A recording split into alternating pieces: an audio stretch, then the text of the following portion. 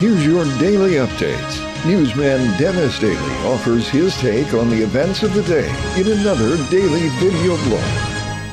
Hi, and thanks again, everybody. There is a new kind of archaeology in this country called urban archaeology. It is more than just finding out where the old streets and the old buildings used to be. It's realizing where all the infrastructure is.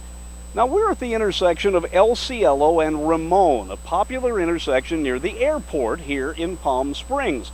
Thousands of people drive past this corner every day without realizing what is behind this wall. It's a well, a pumping station for the city's water supply. And just think of how important wells are when you live in the desert.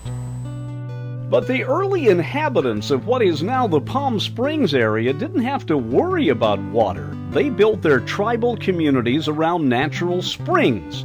So now you know where the name Palm Springs got its name. But since much of the water rising out of the ground was hot water, it would eventually be used in a spa setting. The local band of Indians was called the Agua Caliente Indians, the Hot Water Indians. The coming of the railroad in the 1860s brought a slow influx of white settlers. By the 1920s, Hollywood stars had discovered this oasis in the desert. They moved here, built bungalows, and they realized that even though it is cool here in the winter, it's warmer than it is in Hollywood. By the 1940s, the impact of the Hollywood migration and the publicity that came with it turned the region into a tourist mecca. But with the immigration of tens of thousands, the need for water became more critical. Overuse in landscaping and the watering of the growing number of golf courses caused additional problems. Water no longer bubbled from the ground. Now it had to be pumped. Some 95% of our water is pumped from deep wells. There are nearly 30 active wells connected by 370 miles of pipelines.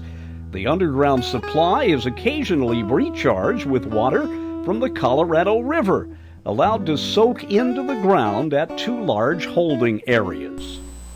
So the next time you don't have anything to do, drive around your hometown. See if you can find remnants of old walls, places where bridges go across nothing, and things that are hidden, like this pumping station. I'm Dennis Daly with your Daily News Update.